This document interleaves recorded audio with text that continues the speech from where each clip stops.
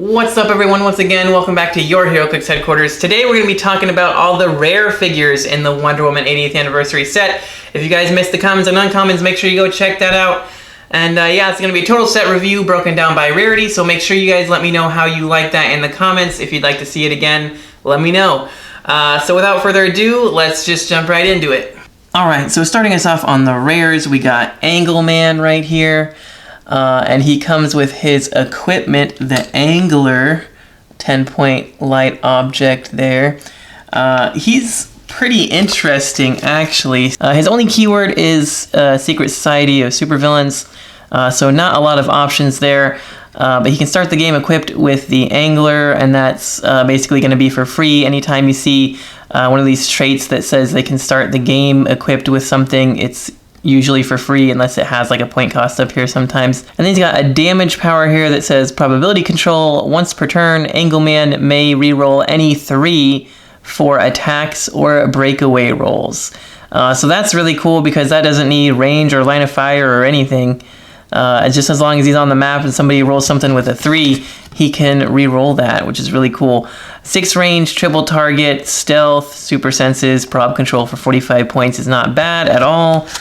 And taking a quick look here at the object. For 10 points, it'll give you phase teleport with a speed value of 10, and free if this character is adjacent to an object, a printed wall or a printed square of blocking terrain. Place them in another square within 6 squares in line of fire that is adjacent to an object, printed wall, or printed square of blocking terrain. So that's really cool, interesting way to place yourself around the map. This could be super good on the right map with lots of blocking and lots of walls. It could also be super useless on the wrong map with no blocking or no walls. It can still be helpful though, because, you know, objects are included in that. So you could just place a couple light objects around and then, you know, just kind of use those to bounce yourself around the map with that. So for 45 points, he's pretty good. I wish he had more keywords to choose from. That's pretty much my only downside to him. But the Angler is also a very cool little equipment that could be super useful or not so useful depending on the situation. But moving on next, we have Wonder Girl next. Here she is. She looks pretty good too. And she's really good, actually. I really like this version of Wonder Girl. So starting off, she has the Champion of Themyscira trait, Lasso of Truth, that basically says she can start the game with any Wonder Woman equipment equipped. And if she is equipped with the Lasso of Truth, then when she uses its Incapacitate, all hit targets can't use damage powers until your next turn. That's really cool. I like that a lot. I talked about that a little bit in the Uncommon video with the Wonder Woman that did the same thing. Basically just really cool. You can, you know, shut off all their prob, perplex, outwit, whatever. Really useful. Titans Reborn trait, again, I talked about that a little bit with Donna Troy in the last video. I love that they brought it back. It can be super useful. I love playing Teen Titans teams, so I just like to see that that's back. Wonder Woman team ability as well as Titans, so she's got super senses on a 6 through her whole dial. And for 75 points, it's a pretty beefy dial there. 7 clicks, lots of impervious, some combat reflexes at the end, and then, like I said, that super senses on a 6 the whole time. Pretty good charge range there with 11 movement and flight. 11 attack with Quake, and also a 3 damage with Close Combat Expert means she could charge in with a 12 attack, 4 damage, which is really awesome. And a little bit of sidestep there keeps her mobile at the end. So all in all, a really, really solid version of Wonder Girl. And up next we have the Teen Lantern. This one's really cool. I love Green Lanterns. Really cool to see this figure made. Now starting out, she has Barrier, and Barrier as free, but only to generate 1 marker. And then when Teen Lantern uses probability control, you may choose one of her Barrier markers, and she may count range and draw lines of fire as if she occupied that square. So that's a really, really cool ability to have. Green Lantern team ability, Passenger 8, and the police team ability there also helps your range attackers out. I like her at both point values. For 75, again, she's got lots of health there, lots of barrier, lots of prop control, and never underestimate the usefulness of 1 square of barrier as a free action. 1 square can really ruin your whole day. 6 range for that barrier, and she has prob her whole dial, and she can use that also to count from her barrier. So don't forget about that. You could just throw out a free square barrier and then prob, twice your range away, essentially. Really cool. She starts with running shot on either the 75 or 30 point line. And I mean, for 30 points, you get police team ability, lantern team ability to carry everybody, and prob and barrier is free. There's so much she can do for 30 points, and she still has running shot with 10 attack, 2 damage to at least damage something that doesn't have any type of invulnerability, like those pesky sidekicks in this set. 6 range is pretty good too for all that running shot and sidestep. Just really, really good character for the points, I think, personally. I'd probably play her more at the 30 point line, being just like a super support character, rather than dumping all the points into her being a slightly better attacker. But that's just my personal preference. If you're just playing her like on like a Young Justice team or something for fun, then totally go all in on that. But yeah, really good support character. And up next we have Zeus. Super epic sculpt on him. Now, as of me recording this video, I don't currently know for sure what his point value is supposed to be, because if you can see it there, it says 200 or 100 on his dial. But then if you look on his card there, it does say 175 or 100. I'm sure they'll errata that soon. It'll probably be 175 if I had to guess. Doesn't really feel like a 200 point dial, but you never know. So anyway, what he actually does here, he does quite a bit. He's got improved targeting for hindering terrain, which is always really nice on these long range characters. He's got a cool sidekick active trait because he is an ally. So all of your friendly captains and sidekicks get +1 attack when attacking one or more characters with a deity keyword. So especially for this set, that's really good. Lots of deities in this set. Then he's got this really cool attack power that gives him penetrating psychic blast. And when Zeus hits, each hit character halves their speed value until your next turn. So that's really good because he does have like a 7 range triple target. So if you hit like 3 people and they all had like a running shot or a charge or something, it's going to be really hard for them to actually make it over to him to kind of counterattack. So really powerful ability there. Stop, which gives him impervious, and each time this click is revealed after resolutions, knock back each opposing character within range 2 squares. So again, if he manages to get hit and hits the stop click, you're knocking people back even more, making it harder to get to him again, and then he could shoot them again potentially, halving their speed more. It just kind of stacks on, making it hard just to get over to him sometimes. Full dial ring shot is really nice. 7 range triple target, like I said. 12 attack, and then down to 11 on the last half there.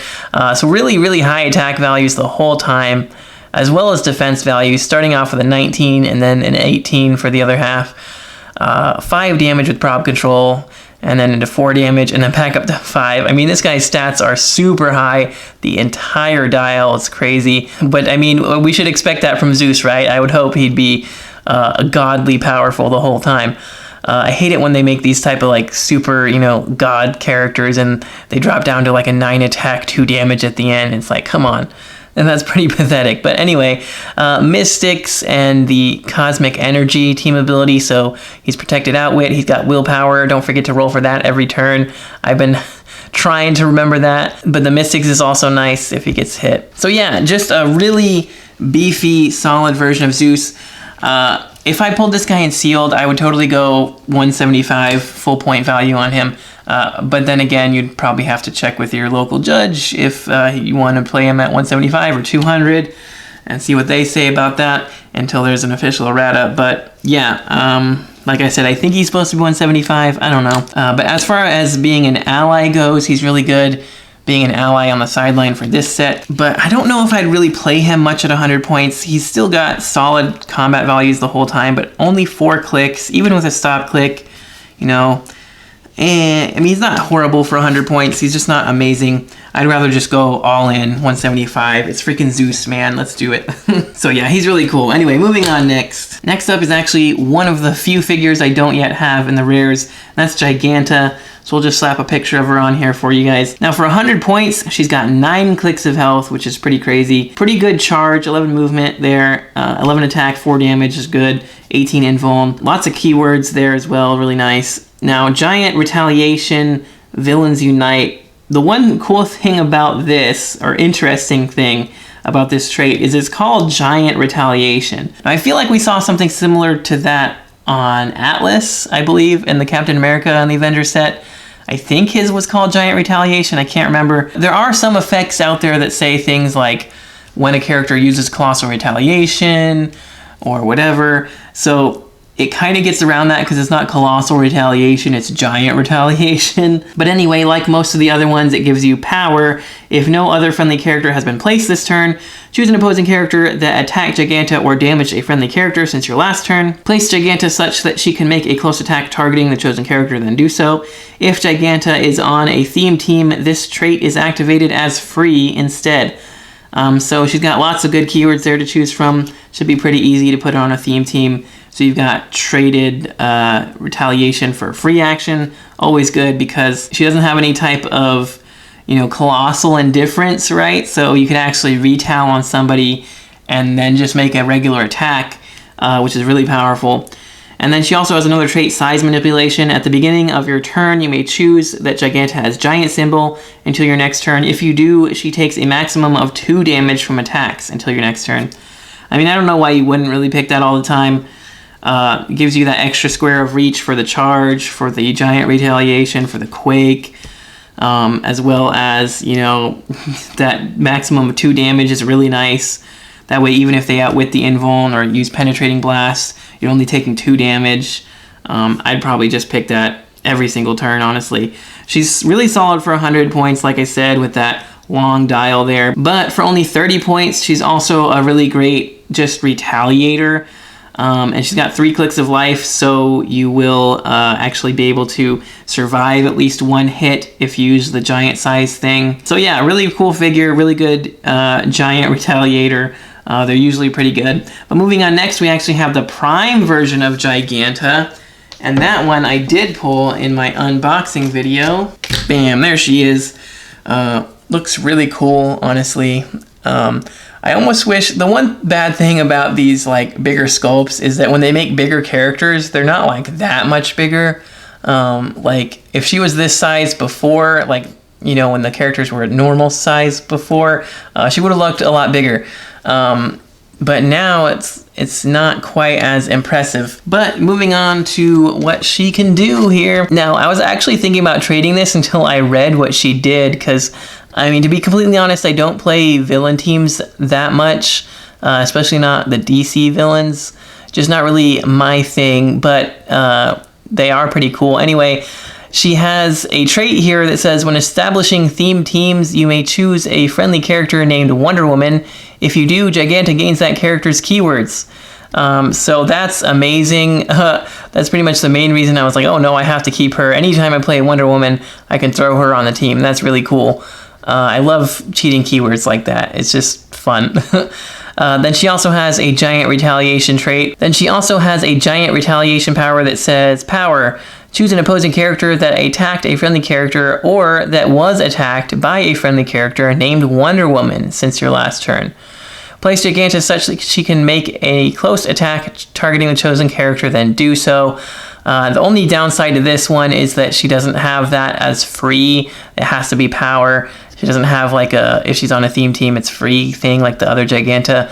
Only downside, but the upside is that you can actually do this on your turn, because you choose an opposing character that attacked a friendly character or was attacked by a friendly Wonder Woman. Also, it just says attacked a friendly character. It doesn't say damaged. Usually it says damaged a friendly character. So even if they attack and miss, you still get to retell on somebody. Or if you have a Wonder Woman and she charges and hits somebody, then she can retell across the map on the same turn.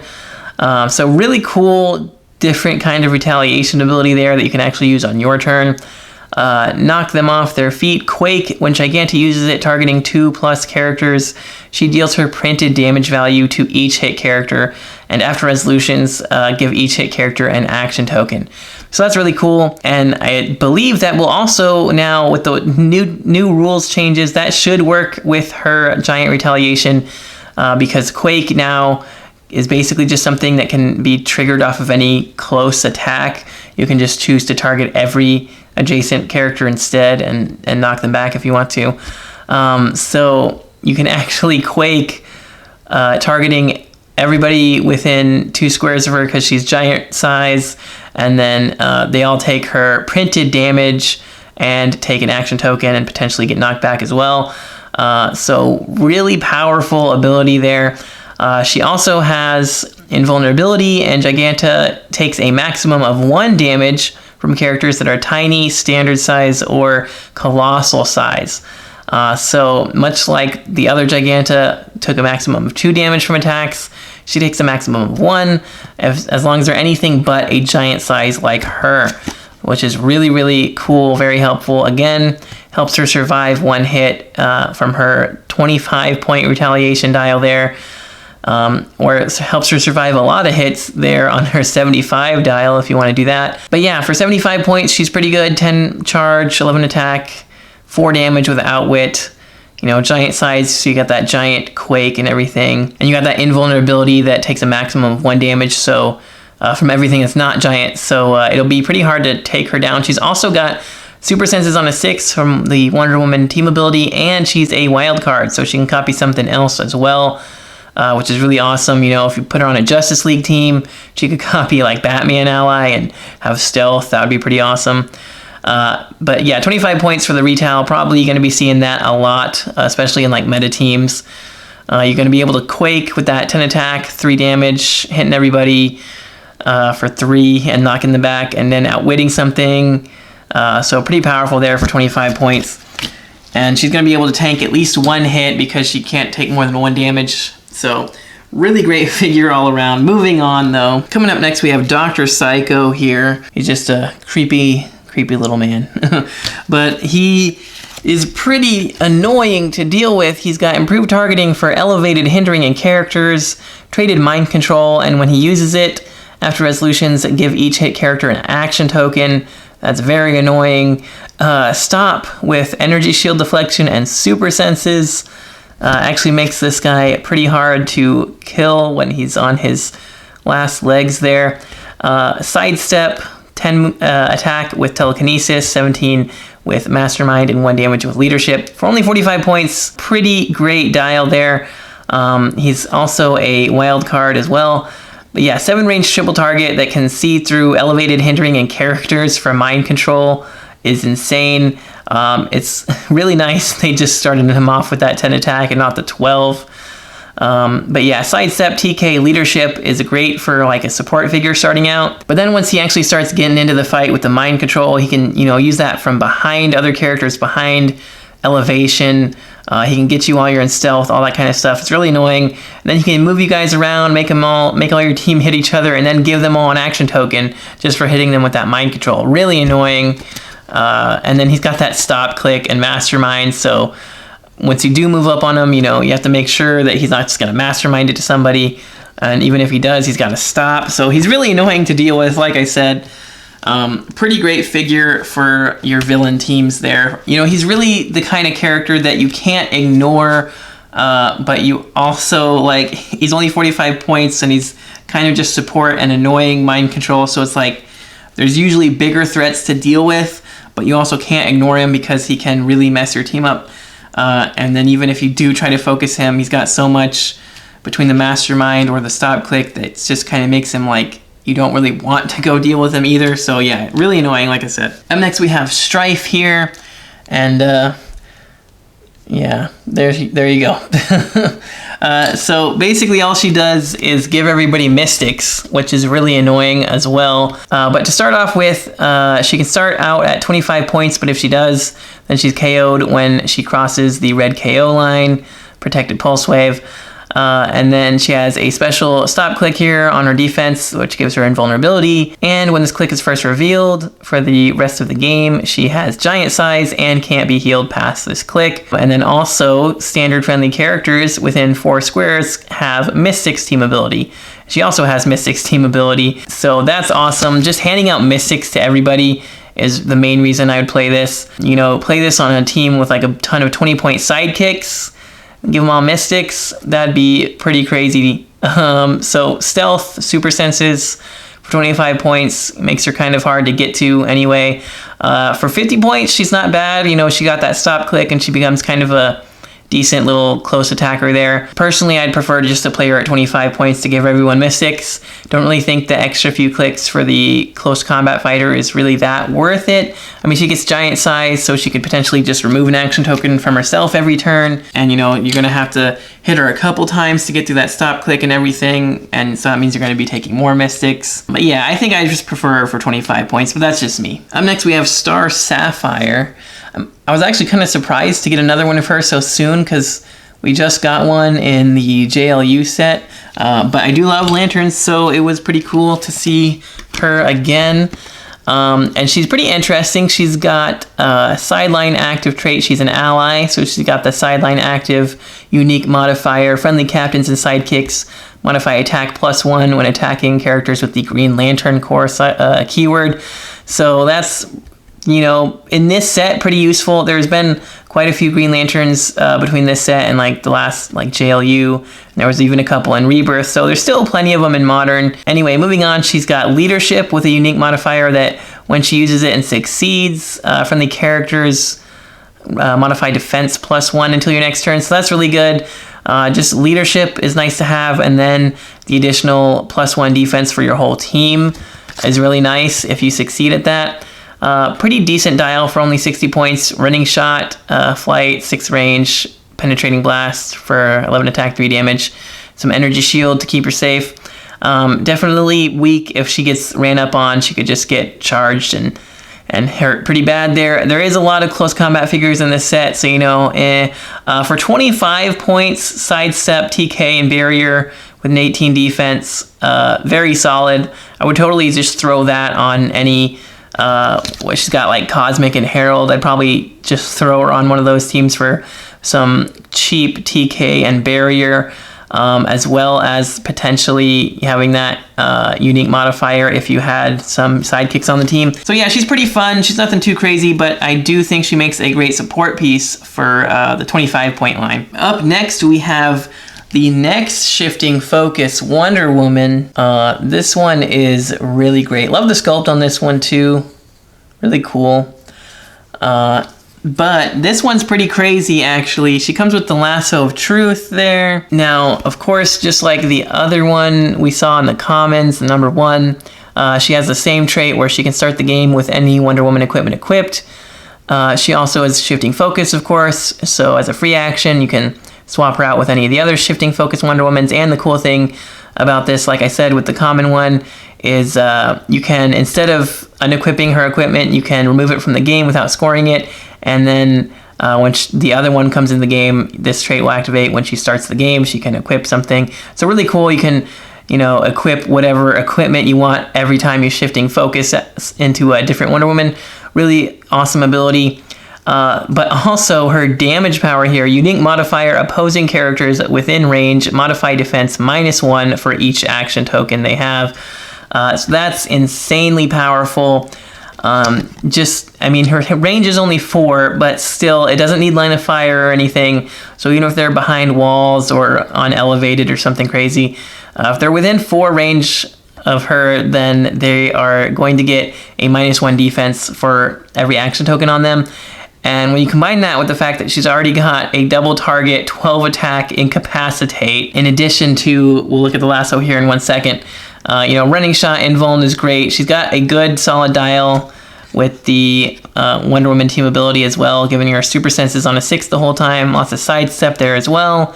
So a really solid dial. But then looking at the lasso will give you Incapacitate with a range of 4 as free. And when the equipped character uses it, if they have the Wonder Woman team ability, each opposing character adjacent to the original targets also become targets. So with her 4 range double target, she could essentially, target 2 characters, and anybody adjacent to those 2 characters also become targets. She could maybe target 4, 6, 8 characters, who knows, depending on how your opponent's team is kind of situated. And the fact that she can incap all of them, and this is for free, that's in addition to the fact that she can just run up, use running shot, incapacitate 2 targets, then free incapacitate 2 targets, and then incapacitate everybody adjacent to them. It's pretty crazy. And then I should also mention that it also has the ability to, free action.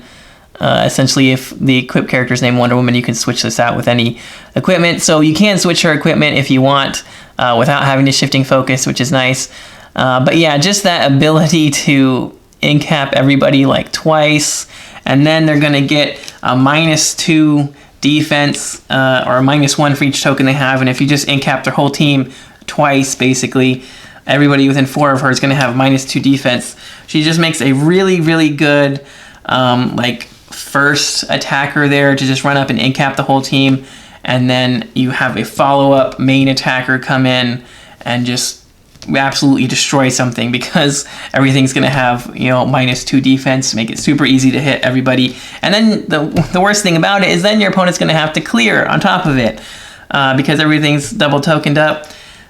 So this is honestly probably one of the most powerful rares in this set, especially when combined with the other shifting focus Wonder Womans and the other equipment that gives you just other options to switch to. I would actually probably try to start out with the golden armor Wonder Woman, and with the armor that makes it so that she can't take more than 1 damage on her top click, and then switch into this one to go and incap everything. But we'll talk about that one when we get to the super rares in the next video. So this one is really, really good. Probably one of the best Wonder Womans ever, especially with the shifting focus and everything. So just top notch, really good. And next we have the Silver Swan. Really cool sculpt on this one as well. Again, just loving the new sculpts. Makes everything look so much more epic, in my opinion. Only 40 points, but she's pretty crazy.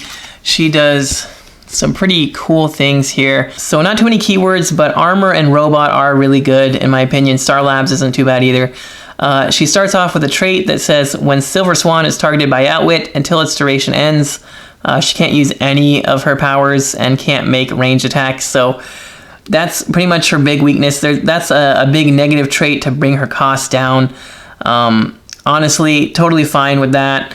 I feel like she's the kind of character you just kind of run in there, try to get a quick kill, or at least get some good damage in on somebody, and probably she won't last till the next turn, regardless of if they outwit her or not. But then she has this really awesome special attack power that gives her Giant Reach 2, Blades, Claws, Fangs, and then free if Silver Swan has not attacked or has been placed this turn, make a close attack using Blades, Claws, Fangs.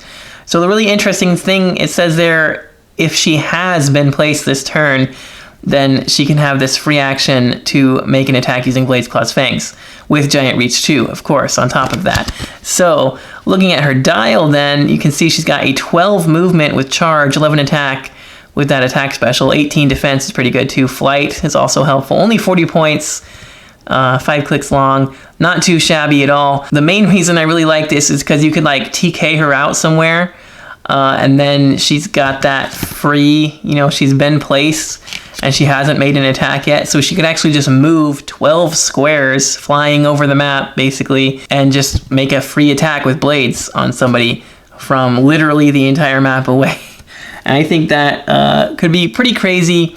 Like I said, she'll probably just get insta-killed on the next turn, because nobody's gonna just stand to have that right in their face and not just kill her. But yeah, I mean, the fact that she can be TK'd out 6 squares and then just full move 12 squares and then Giant Reach, 11 attack, hit somebody with blades potentially. If you roll well enough on that blades attack, it's kind of an all or nothing one shot. on somebody. But it's just a really cool power. And I mean, you don't have to do that. You know, you could move her up slow. You could charge on somebody. And then, you know, next turn you could make the free attack because she hasn't attacked yet. And then make another attack. When she's double tokened up, you could free attack. You know, there's lots of really cool things you could do for only 40 points. Really powerful. But moving right along, next we have Cersei. Very Wonder Woman looking Cersei there. She's got the Wonder Woman ally team ability as well as the Mystics team ability, so that's really nice. And she does have a trait that says the power of all 3 Wonder Woman combined, which lets her start the game with any Wonder Woman equipment equipped, so that's really cool. And then she also has another trait that says once per turn, when Cersei KOs an opposing character with an attack, after resolutions, choose one, heal her 2 clicks, or make an attack. So that's cool. If she KOs somebody, you could heal her up 2 clicks, or you could get an extra attack in there. Charge blades, invulnerability, and some prop control. Nothing too crazy. I do like that she can start the game equipped with any Wonder Woman equipment, and you know, the ability to make an extra attack or heal up every time she KOs something is nice. As well as, you know, having Mystics and Super Senses on a 6 for her whole dial. 75 points. I mean, she's not great. She's not horrible at all either. She's definitely a fun figure. I would just classify her basically as that. She's a really fun figure. She can do some fun things. Definitely, you know, a very specific version of the character. And that's really all there is to it. So moving on next. And next up is the only other rare I don't have in the whole set yet, and that is Miss Martian. So starting off, she's only 70 points. She's got great keywords. She's got improved movement for blocking and characters. So that's awesome to see. Titan's Reborn trait, again, super fun to see. So she can move action, and then Titan's team ability as free action. On her movement power there, she's got mind control. And when Miss Martian moves, if she moved 5 squares or less after resolutions, she can use mind control as free. So that's really cool. It's basically just giving her running shot in a sense, but only to use mind control. So definitely useful. She's got 11 attack there with telekinesis, 18 super senses, 2 damage with leadership. So definitely more of a supporting figure, but can also, you know, carry someone with flight and just kind of running shot mind control somebody. I wish she had multiple targets for the mind control, only one. And then she's got a stop click there with some stop and invulnerability. And then she also has a stop click, which gives her invulnerability. And then she gets charge and close combat expert with 11 attack, 4 damage. So 12 attack, 5 damage there for close attacks. Pretty crazy. And in the middle of her dial there, she's got running shot, penetrating blast, and prob. She definitely starts out kind of just a team player with leadership and TK and some mind control. Then she takes a hit. She goes into some, you know, running shot, penetrating blast, prob control. And then if she lands on that stop, she's just full on going up and punching a dude for 5 damage. So not bad. I do wish she had shape change, but they didn't put shape change in the set. It was benched for this set, or else she probably would have had shape change traded on top of everything. That's really my biggest disappointment here. If she had shape change, I definitely would have liked her more. She's not bad. Again, like I said, she's kind of just a fun figure. You know, she fills that role of a really fun figure that we don't really get a lot of. Like, I don't even remember the last time we got a Miss Martian, to be completely honest. So definitely just happy to see her back. It's just kind of unfortunate that she didn't get shape change, but I'd probably equip her with something to give her shape change and call it a day. So moving right along, we have Dr. Poison next.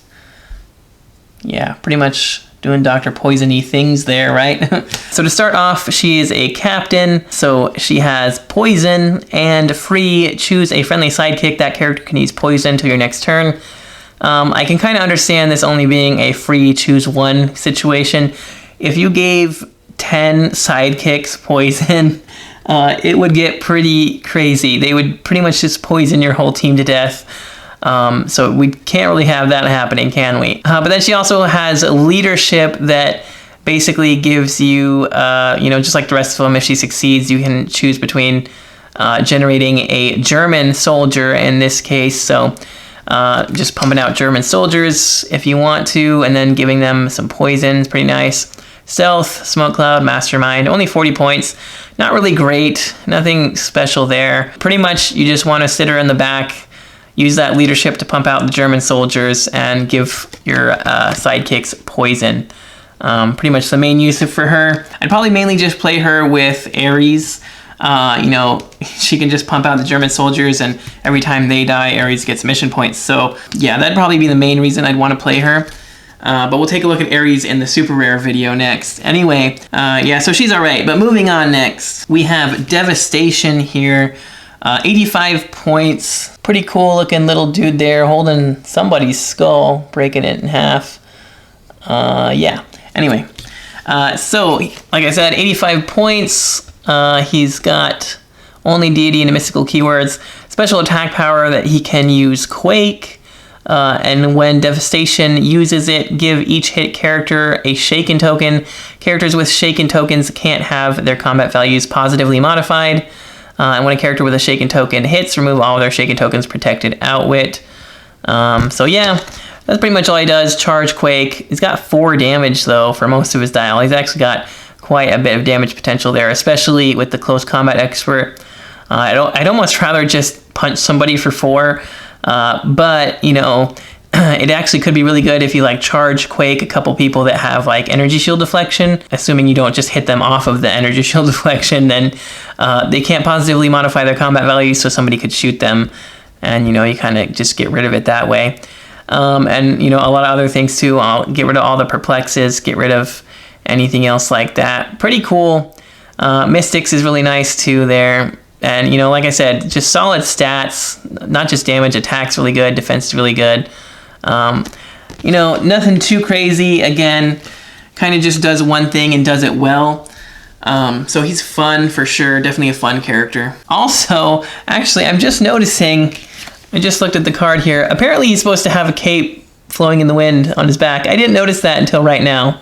Oh well, that kind of sucks, but I guess I didn't even really pay attention or notice it till right this second. So anyway, like I said, he's kind of just a fun character, but moving on. Moving on next here, we have Maxwell Lord as seen on TV in Wonder Woman 1984. But yeah, so he's okay. Improved targeting, hindering is nice to have. He's got a trait stealth, and then at the end of your turn, if a friendly character used mind control this turn and an opposing character took damage during that mind control, gain 1 mission point, or if an opposing character was KO'd during that mind control, gain 2 mission points instead. So this is just another one of those new mission point kind of figures. He's got police team ability. He's got 12 attack mind control with an 8 range triple target, some mastermind, and some outwit for only 45 points.